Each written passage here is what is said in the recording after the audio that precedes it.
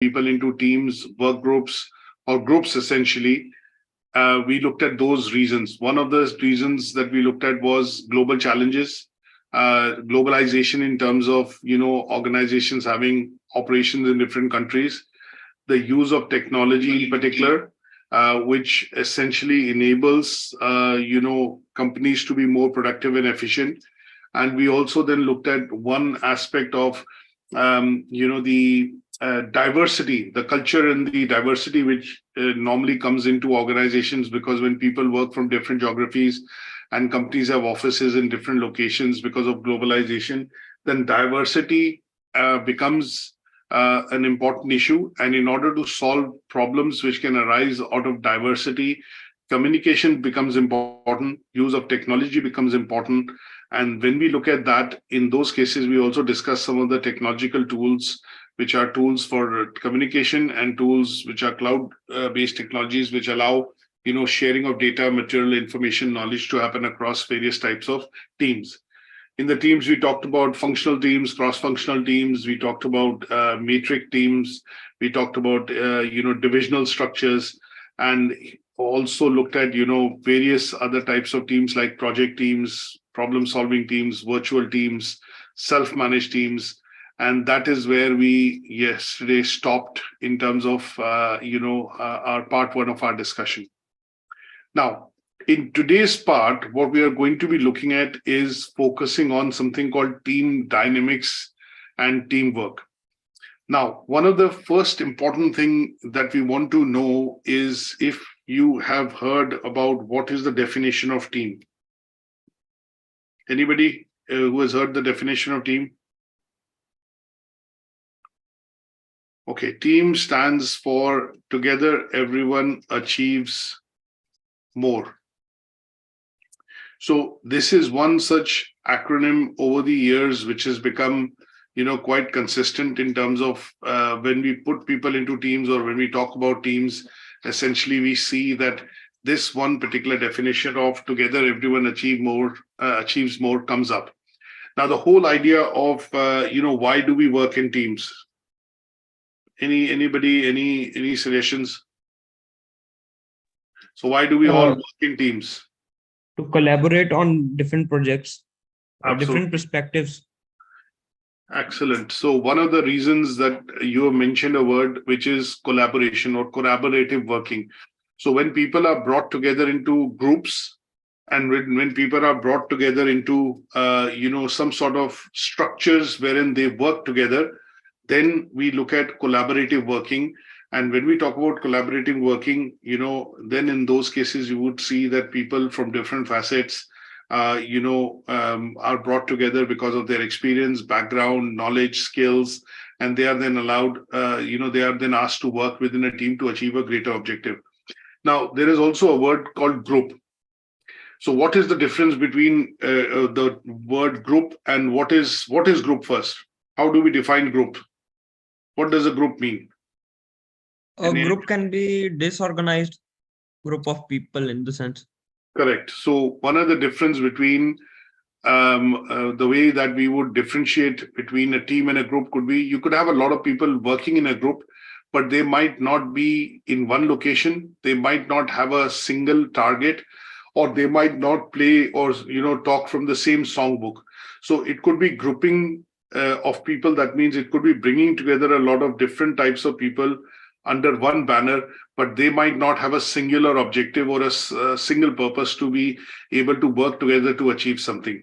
So when we talk about groups, here we are looking at a number of people. They could be all, in one location or a different location. They could be gathered to discuss and maybe look at, giving them some background in terms of what needs to be done, or they could be classed together, but they might not have a singular objective or one goal to work together to achieve say, for example, a larger objective. Now, when we talk about groups from a point of view of organizational behavior, which is what we are studying, in the unit, a group would be defined as two or more people which are interacting. They are independent individuals or independent people who come together to achieve a particular objective, because here the grouping is looking at bringing people together. Say, for example, when I talk about marketing, and assuming a company has different operations in different countries, and it has marketing teams in different countries or different product marketing teams. For example, let's look at Microsoft. They have Xbox, they have Bing, which is search engine marketing. Then you have Windows, then you have server, cloud computing. There are different teams which work in marketing in different products. But if overall the chief executive decides or the company decides that we need to do a product showcase and participate in a big exhibition like Worldwide Congress or CTIA or some sort of a big event, then the company would have one stall. So in this case, what they will do is bring people from different groups, which means different departments, but they might be marketing managers from cloud computing, from search engine marketing, from Xbox gaming, from Windows platform, but they'll all be present in one area, one booth. And the grouping would essentially be to achieve a singular target of portraying Microsoft as a big brand or as a big banner in this case, and they would be having one course of action to generate business inquiries while participating in a big event or a show. So from our point of view, when we look at a group in an organization or a grouping within a particular department, they would also contribute to working as a team, which would be looking to coordinate their efforts in terms of achieving the goal or the objectives which is set. Now, when we talk about teams in particular, in organization behavior, what are we going to look at is we are going to be talking about larger groups. So when I say larger groups, I would mean and say the word or use the word team. So a group would be 2 or more people. But when I talk about teams, then it could be 2 or more groups, which would be referred as teams. Does that make sense in terms of a difference? So group is 2 or 3 people in the group, and that is one group. But when I talk about teams, it is a group of people. So that means number of groups would come together to perform independent tasks towards accomplishing a common mission or a specific objective. Is that difference clear? Yeah. Yes, sir. Okay. Some teams can have, when I say I put together a product launch team, that means a number of people from different departments, or essentially, if I use the word group, have come together to look at launching a new product. And that would be a time-bound or a limited team, because at some point in time, when all the product launches are done across maybe 5 countries, 5 continents, or a couple of cities, then this set of group of people will go back to doing their individual jobs or functions and return back to their own department. So in this case, the teams or people which have come together from different departments as groups, and then that grouping into forming a product launch team, a core product launch team, at some stage would be disbanded, and they'll go back and do their own roles, the usual roles that they do over a point in time. So when we talk about teams and group, there is going to be a slight bit of a differentiation between the two. When we talk about a small grouping, that means a number of people, 2, 3, 4, 5 people coming together to do a job, then in that case, we might say it's a group. But when groups of people come together to perform a larger objective or collaborate on working towards a larger objective, then that would be termed or defined as a team. Now, both would have a common purpose, and both in this case would ideally be having a common goal, and those common goals or common goals for which they have been brought together in terms of teams and groups will need to be accomplished. And that is where we will say that they are a team or they are a group of individuals working together towards an objective. Now, when we mean what do we mean by the word team dynamics? So when we look at the word team dynamics, if I just look at the meaning of the word dynamic in terms of the term, or literally the definition of the word dynamic, what that means is basically you're talking about an activity, or you're talking about a progress on an activity which has been happening for a certain point in time. And then when we also look at team dynamics and talk about team dynamics in general, what we are looking at is team dynamics in a workplace, in a sport, generally tends to be in departments. And when we say that we are looking at studying the aspect of team dynamics, it could be looking at building a team from an aspect to achieve certain goals and objectives. And in order to build that team, there are lots of hoops and hurdles that we will be going through. And that process is what we are going to term as team dynamics. So here the process, or a social process through which people will interact and will behave in a particular way, and the managers or team leaders will essentially look at shortlisting people to put them into a team, to form a team to be able to undertake certain objective. But the process through which they are going to form this team would be termed as team dynamics. And this team dynamics would involve behavioral, psychological processes, because at some stage, if you look at a real life situation, say, for example, you work in a big organization and there is a big project coming up. So the requirements for that project are that people would be required, or personnel would be required to work in a team. And in this case, the core project team, which is put together by the management, is tasked with the responsibility of shortlisting, interviewing, and forming the team, which will actually work as a whole under that operation to achieve that objective. So here, what will happen is different managers in different departments who've been given that task or responsibility will start interviewing people, or start looking at drawing a short list of which individuals will have that experience or will be suitable to be able to do that particular, be a part of that particular team to, then achieve that objective. They would essentially be looking at going through a process. And this process that we talk about, is going to be the social process through which, the managers would be interacting, interviewing, and in basically networking, influencing the employees to become a part of their team for that particular project. And this would essentially involve lots of things. So communication would be there, networking would be there. They might go to, interact and do some interactions with you informally, socially, formally. And in some cases, they would also look at your past performance. They would look at your file in this case to see how the person has performed over the years, to look at the, the performance metrics for a particular individual. And once they shortlist you, they will shortlist you to be a part of that larger operational team because of your skills, because of your personality, maybe the roles that you've had in the past, and part and parcel that you are also able to cohesively work and collaborate within a team with other individuals to be able to understand the objective, and then also look at being a part of the team to be able to contribute and help the company achieve that objective. So here, when we talk about dynamics, it is going to be the process through which you go through to shortlist individuals to be a part of that team. And that would be termed as dynamics.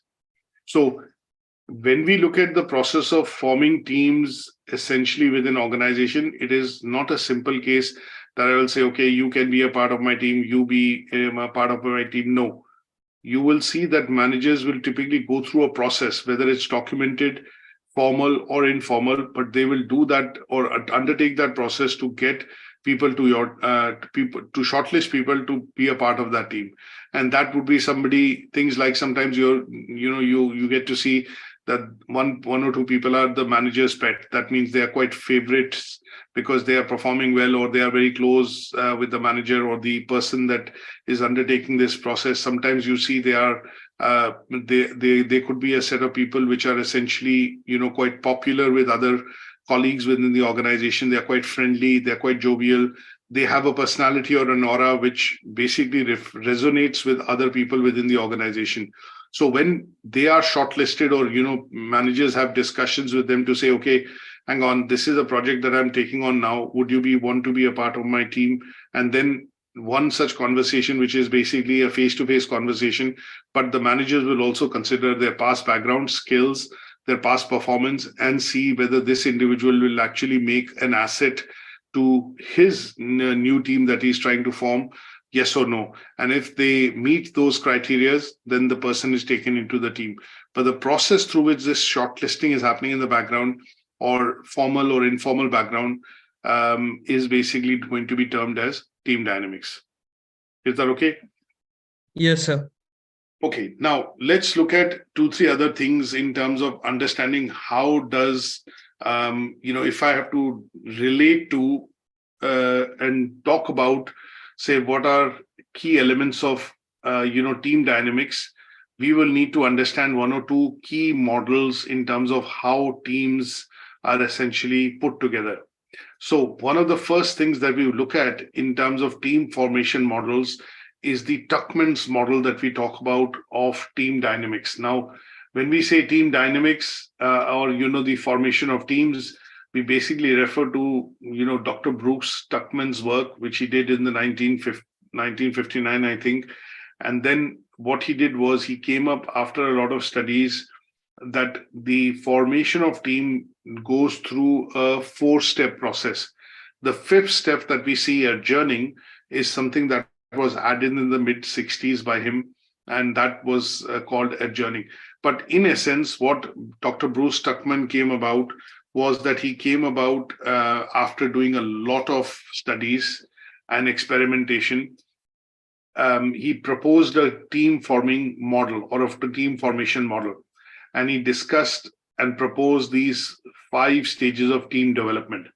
Now, there are lots of similarities, and obviously over the years, what has happened is his model has been open to interpretation.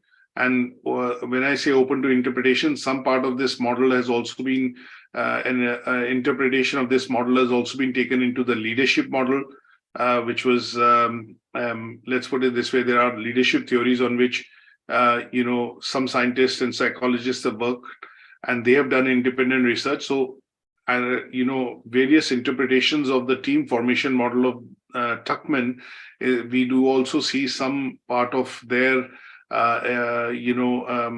some part of his work being taken into leadership models as well. Now, what did he propose? After doing all the experimentation and after doing all the studies, he proposed that if we are to put people together into a team which are going to be a part to achieve a greater objective, this process of formation of team will go through a 5-stage process. And he named these 5 stages as forming, which is the first stage. So in the forming stage, what tends to happen is if you are given a project, and in this case, what I would suggest is if all of you wear the hat of a project leader or a project manager, and you've been given a task that you're going to be looking at launching, say, a product for the company, and that product launch is happening, say, in the forthcoming holidays of Easter. So when you wear that hat of a project manager, you've been asked to create a team or form a team which will help you in launching the product across, say, 5 different cities in a particular country. And in order to prepare for that product launch, you have been tasked to prepare a plan and also include members in your team which are going to aid in this particular product launch. So the first stage you as a project manager would go through would be a forming stage. So you have to assume you're the project leader or the project manager is the team leader. And here the team leader has been entrusted this responsibility by the management because you have the experience, and under your leadership and your guidance and your direction, you would be leading the product launch for the company. Now, when you start to put together a team in the first stage, which is called forming, what happens is you are preparing yourself to answer a lot of questions about why the team is required, what are the objectives going to be for the team, and how you would go about selecting the members for the team. So here in the forming stage, you're going to be meeting a lot of people, you're going to be making a lot of short, meet and greets, presentations, and, getting approvals from senior management or the executive team to say, this is where I would need to form a team and a person I would need in marketing or business development, events, PR, somebody, say, for example, in sales. And what you're looking at doing is putting together a purpose and an objective of how and when, how you would go about forming this team. And this stage is going to be basically called the forming stage. You might also set some ground rules in terms of who would come and work for you in that particular team. You would set out basic parts like not a job description, but certain key requirements of who would be the individuals with what skill set and background and experience who would be a part of your team. After this stage has gone through and you've gone through this particular first stage, the second stage was termed as storming stage. So there's a handout that I provided on Dr. Tuckman's team building model, and that is where you would read about this. But the second stage essentially would be storming.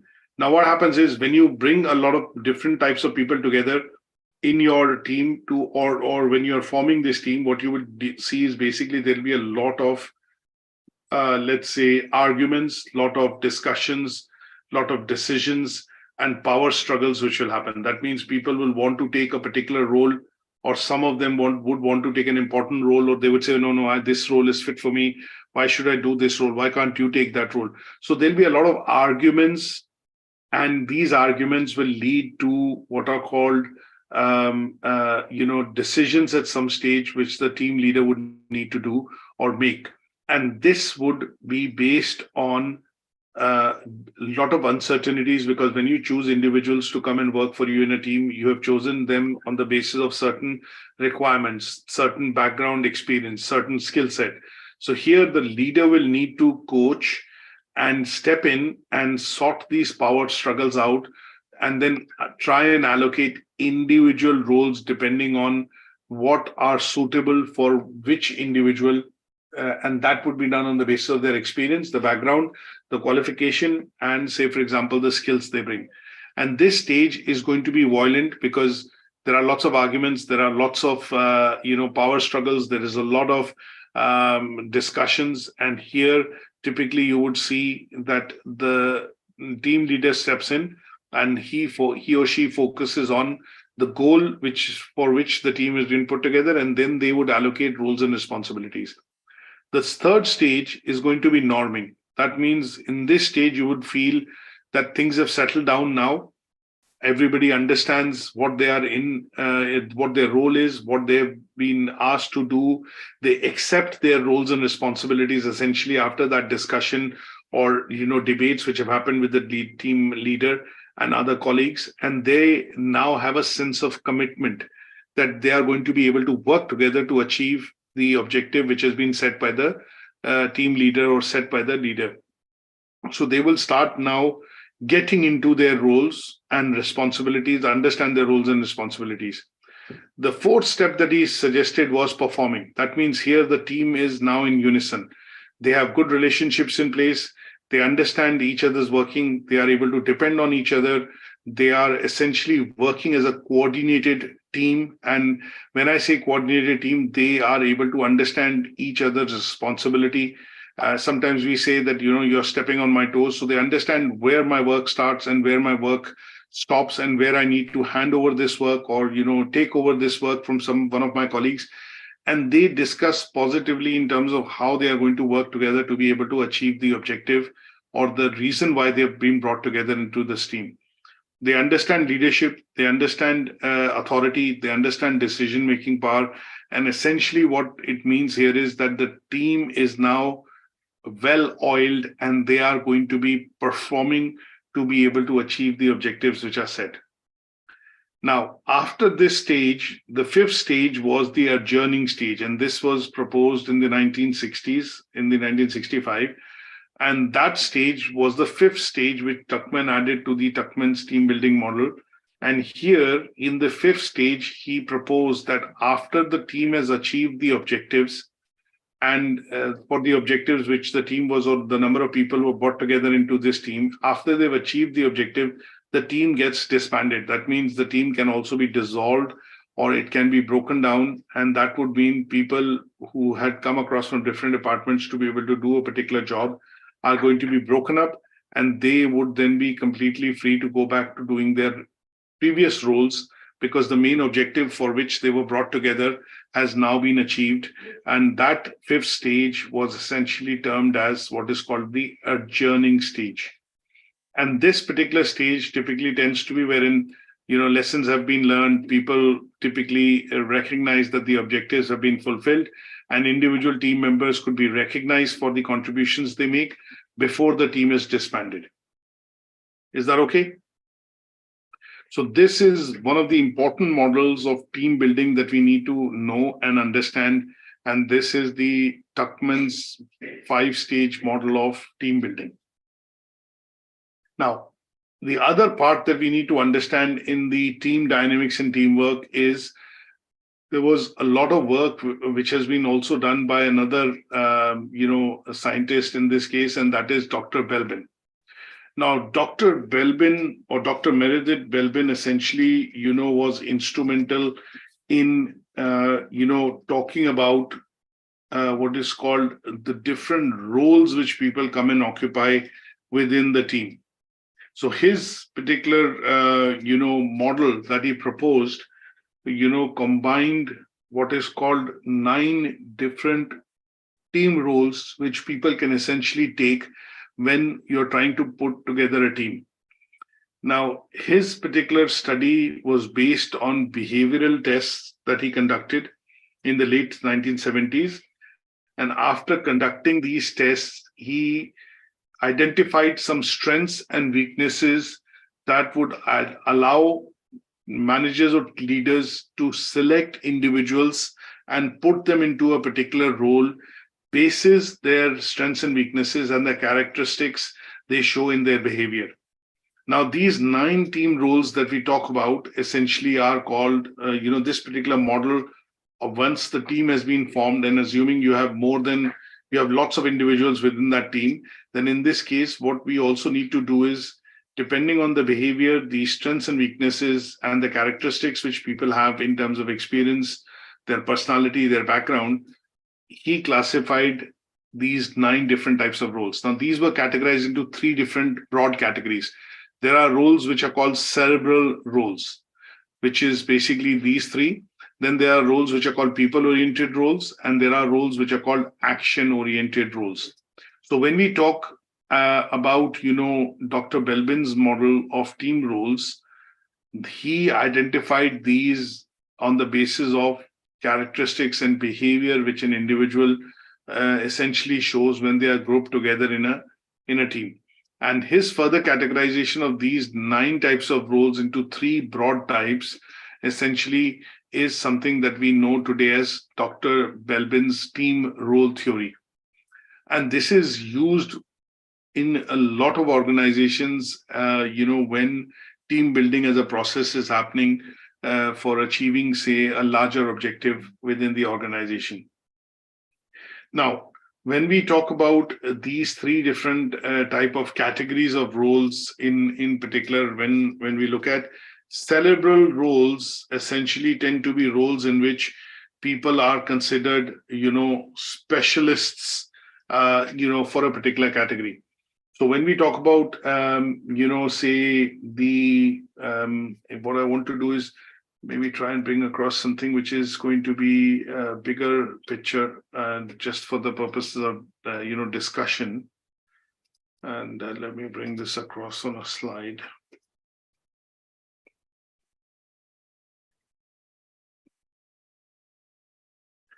Right. Now, what he did was, when he put together these particular roles with regards to, suggesting that these are the characteristics, the behavior, and the attributes that we need to look at and identify people to take up these roles within a team. When we talk about these 3 categories, people, action, and thinking, within that, you have 3 different roles. So the first role, cerebral or thinking role that we talk about, is the role in which, he spoke about that when we have people with a lot of experience, people who are essentially generally more creative, and people who are essentially more, say, for example, I'll put it this way, they are more, let's put it this way, they have more experience of working within different situations. You would generally see that these kind of roles are taken up, or are roles which people would take up, wherein they are called thinker roles. Now, if I imagine, for example, what contributes productivity within the teams. Now, it is good to note that we want to bring people into a team. We want to bring a lot of collective minds, a lot of performers, a lot of high-profile people who have been achieving their goals and objectives for the organization, and we want to put together a team which is going to be good on collaboration, they are going to be enthusiastic, and they are going to be able to communicate well. What we need to be able to do is look at the right mix of skills and behaviors that would help them work in a team. Excuse me, one second.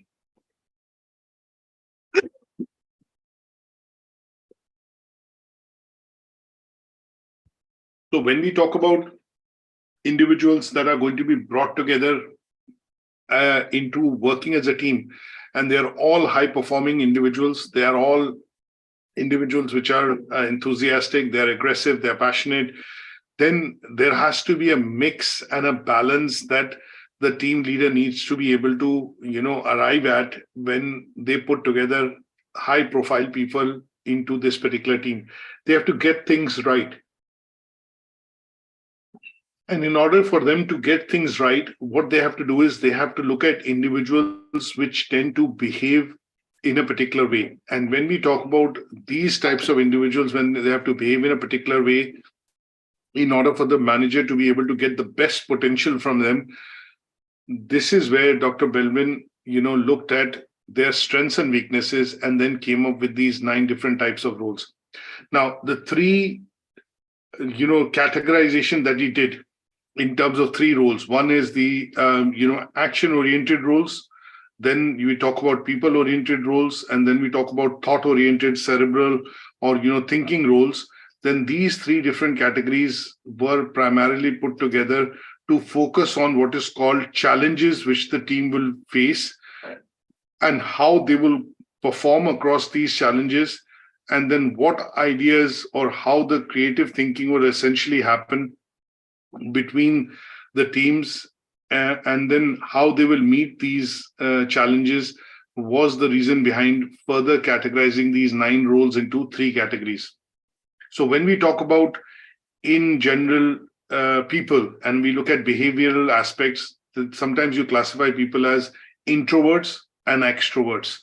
So generally you would see that introverts tend to be people who would normally not open up very quickly. They will take their time to understand the situation, and then they start putting forward their thoughts and thought process and start interaction. Extroverts tend to be people who can get along.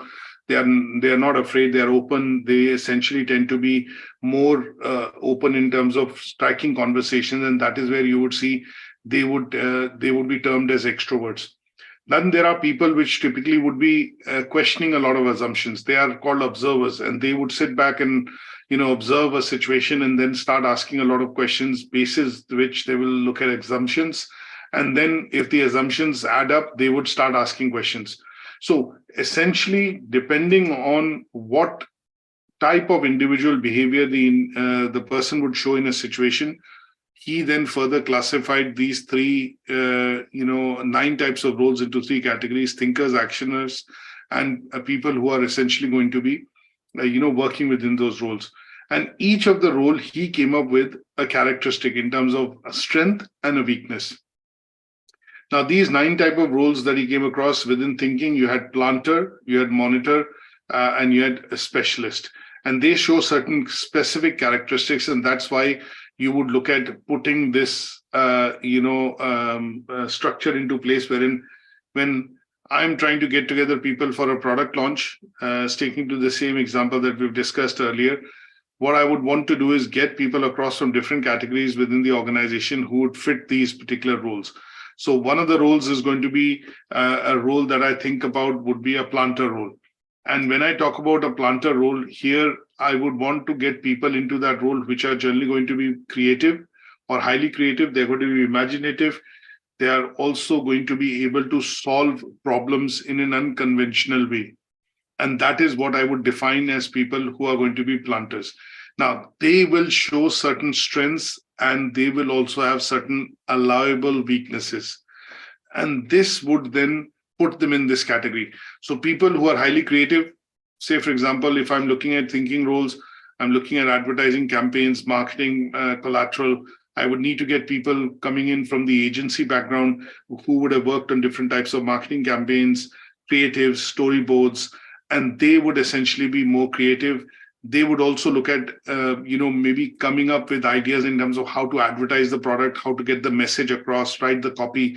And these kind of people would be characterized as planters, or people, according to Dr. Belbin's model, who would fall into the category of planter. And this is what he defined across. I'm not going to go into all of these, there's definitions, but this is what he did when he looked at defining these roles, using people's characteristics, and then also identifying their behavioral aspects to define these characteristics, so that you and me as managers, when we try and put together teams, if I say I'm going to put somebody across in my team and I need a shaper would essentially be a person who is able to drive and ensure that the team keeps moving forward and does not lose momentum and focus.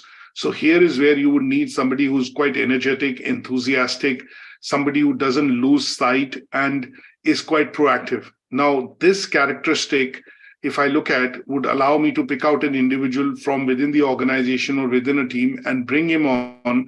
And that person's primary role in that team is going to be a shaper's role, because that person is going to be having the energy and the drive or enthusiasm to be able to drive the team forward, keep the team going, and would not want the team to lose momentum. And he or she would be having abilities to be able to use to keep the team motivated, charged, proactive, and then keep them moving forward to achieving the goal. And that is how you would look at knowing these characteristics and then choose people to bring them together into a team role. Is that okay? So this is a theoretical model. And what we need to be able to do is know this model, that when we have different types of teams, and when you put together people in different types of teams, you are looking at certain characteristics. Those characteristics could be strengths, but those people who are going to be brought together into a particular team will also show some allowable weakness. That means every individual has some strengths and has some weaknesses. So when you put a person in that particular category or a category type of role, you would generally identify with the strengths that have been defined in Dr. Belbin's Meredith model's theoretical framework, and then as closely as possible identify those strengths and the allowable weakness. The reason why he uses the word allowable weakness is that every individual has strengths and weaknesses. So in some cases, you will have a positive side and you'll have a downside. So the downside has to be a weakness, but it has to be within a particular context which allows the person to take up that role confidently. And this particular model is now very widely accepted. And this particular model is used in large organizations. When teams are put together, they want to ensure that people being brought into the team are people who are going to contribute towards the objective. They are not going to be, creating a nuisance or a dissonance within the members of the team. And at the same time, they'll be able to gel, work together to be able to achieve the objective. And these 9 types of roles are defined by Dr. Meredith Belbin, and he is a very well-known, person within this particular industry in terms and has, proven that the behavioral attitudes which were identified by his research and his team's research in the Henley Business School, where he started off this study as a professor. He was working in Henley Business School, is now very widely accepted as Dr. Meredith Belbin's team roles for the purposes of putting together teams and looking at diverse mix of behaviors within organization. And sometimes you would see that within large organizations or small organizations, big and small, essentially you would see that in order to build high-performing team, that means in order to look at getting individuals together to work for a larger objective, it is highly important to identify their skills, their strengths, their weaknesses, and the behavioral attitudes under a diverse environment. And understanding those before assigning the roles is going to be of paramount importance for a team leader or for a manager, and that will also determine to larger extent the success of the objectives of why the team is being put together. Is that okay? So these two models is what we need to clearly understand when we talk about the team dynamics and teamwork. Now, what we also want to look at very, very briefly in the last part is to look at difference between groups and teams. Is that okay? So initially we started off with defining groups and what is the difference between a group and a team. So when we talk about these two words, they are more used interchangeably at times. And what we need to be aware of is that what are the subtle differences between these two words when we put them in the context of organization and behavior. So when we talk about groups can be a number of people coming together to do a particular job, but they might not have common ideas, or they might not have a common purpose or a common goal towards which they are going to be working. Whereas on the other side, a team will have a common sense or a common purpose and a common objective that they have been put together. There will be an understanding for them to be able to say that, okay, we are a team, we are a marketing team, we are a sales team, we are a product engineering team, and they would have a very single sense of purpose in terms of what they need to achieve. Sometimes groups might be working together, but they might be working together on mutually exclusive, goals. One goal completed by a group leads to the start of journey for the next group of people who are working within the same group, and then it could be an input from the output of one particular group of people could form the input for the other. So the work could be continuous, but might not be at some stage, will have to be put together or would need to be brought together under one particular common purpose. And that is where you would see generally groups, working. So a very simple example that I would put across is sometimes in the class, as a teacher, I will give you an example. Sometimes in the class when I teach, I generally create groups of 2 or 3 students. And the groups that I create, I give them individual tasks to be able to do, like, for example, do an activity and then present the activity. And they are different groups which are created because what I want to do is give different parts of the job and to broken down into smaller jobs to each individual group. And once they present, the whole objective then can be in front of the class that, okay, this is what we wanted to achieve. So group A has presented this, group B has presented this. As you can see, group C has presented this, and group D has done this. And if you combine the whole, you see the whole output of what we wanted to achieve as an activity. So a major part of the activity could be broken down into smaller activities, which are carried independently by different groups or 2 or 3 people in a group. And they then come across and present this. And that is what we get to see in a class. Now, if we were going out for a tour, say, for example, if we were taking the students out in a class to a Manchester City tour, then I wouldn't probably be forming groups. I would say the whole class is going for the Manchester City tour, or maybe watching a Manchester United match, to the stadium. Now, this would be a team activity because everyone in the class is going. There is no option wherein nobody is opted out or you've been put into a group. You're all going together. You're all going to sit together. You're all going to go together in the coach. And this is going to be more or less a team activity because all of you are going to watch the game rather than, do things separately. So this would be an example of where a collection of individuals will essentially be, having a goal that today we have been tasked with, that we'll go and see a United match and we are going together as a team.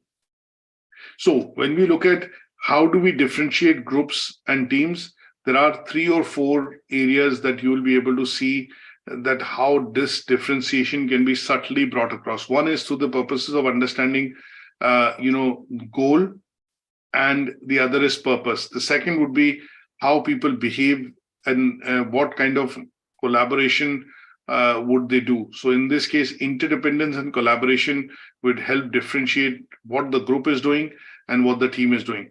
Generally, you would see group members would work independently and then would combine the output to give out a result. In the case of team, there will be a higher, degree of interdependence on each other because the work that they are producing is closely interconnected to some sort of an output which is required to be produced. So sometimes you see that if there is give you an example, if there is an exhibition which has to be put together, you would generally see a lot of different pictures, objects, artifacts are brought together, and they could be coming from different groups. But if I'm looking at putting within that, event, a gallery of pictures only, then in this case, a similar type of artists would be used to put together those pictures in a particular section in the gallery. And that would be related to artists which are very similar in terms of producing output, and they would form or show the exhibit. These exhibits would be coming from a similar type of category or genre of artist. In this case, maybe for music or for pictures or artwork. But when I look at groups, you could bring artifacts, pictures, various types of relics, everything to an event, and they would then form a part of the exhibition. So here you would see a difference between a group of things and a group of things which is coming across from a similar category of artists, and that would be termed as or seen as team. You would also be able to relate to differences between groups and teams on the basis of roles and responsibilities. Now, generally, you would see within a group, roles and responsibilities are less defined or less formalized. But within a team, you would see that they are very typically very well defined. Each person would know exactly what their role is, what they are expected to do in that role, and how would their role contribute towards the achieving of the overall objective. But in a group, you would generally see that these tasks might not be given specifically, and some people might take lead or take a backseat to let the group complete that task or activity. So roles and responsibilities would also help us differentiate between when you form a group or when you put together people and they are called a group, or when you put together people and they are called a team. There will also be differences through accountability and leadership. So in terms of accountability, you would see the primary accountability in terms of a team tends to be collective, that the team is responsible for achieving this goal. But when you look at a group, here the primary accountability would be on the basis of individual tasks the individual is doing and what they are producing as an output. So a team would be an example. If I say a team, a football team would be an example of a team. But when I say a group, when the coach is actually conducting, trainings and training camp is being put up, he would divide the team into defensive team, forward team, midfield team, and they would then be practicing the various tactics or the various models which the coach is expecting them to look at, whether it's a 5-4-3-2 formation, or is it a 4-4-2 formation, or is it a is it a 3-4-5 formation. When they are practicing out that formations as a team in groups on the pitch would be termed as training. But when they are playing together as a team, as individuals coming together to the 11 shortlisted or the finalized team which is playing the match and working towards winning the match, would be termed as what is called a team. So accountability would also be used as a reason where you would see that sometimes we will see teams and groups being differentiated. And similarly, we could also use leadership, which you would generally see that would help us differentiate between what is a group and when we say people are in a group and when we say people are in a team. So a typical, example here would be when we look at people coming together to work under a particular team leader who provides a sense of direction, goal, a purpose, and also decides when they have achieved that objective, would be termed as a team. But when we talk about groups, sometimes you would say, if we were looking at going out for camping and there are, the team leader forms groupings of teams that you are responsible for creating or looking after the, putting up of tents, you're responsible for the preparation of food, and you're responsible for collecting firewood and, securing the camp. So what the person here has done has basically divided the members into a group, and each of the group is responsible for doing their own tasks. And also in this case, because the tasks are distributed amongst various members and they are contributing only to the completion of their tasks, which have been assigned, in that case, we would see this as a group task rather than as a team task. Is that okay? Any questions on this so far? No, sir. Okay, so this allows us to complete our discussion on learning outcome 3, which was predominantly focused on understanding team dynamics and teamwork, and the two most important models, which are on team formation, Tuckman's model, and team roles, which is Belbin's model. And that helps us complete, learning outcome 3 for this particular unit. Hira, I know that you've joined a bit late, but generally speaking, it was discussion on these two aspects that we've done today, which is team dynamics and teamwork. Yes, that makes sense because I studied that beforehand, so I know exactly what you're talking about. That's great. So next week, what we're going to do is look at covering learning outcome 4 on Saturday, and we'll be looking at discussing the assignment brief on Sunday. So I'll try and see if we can cover learning outcome 4 in detail on Saturday, and then look at bringing this unit to a close on a Sunday. That will allow us to discuss the assignment brief for this particular unit. There are going to be 2 parts to this. One part is going to be, assignment 1, which will cover LO1 and LO2. And the second part of the assignment is going to cover LO3 and LO4. So we'll do the discussions on Sunday. Thank you, sir.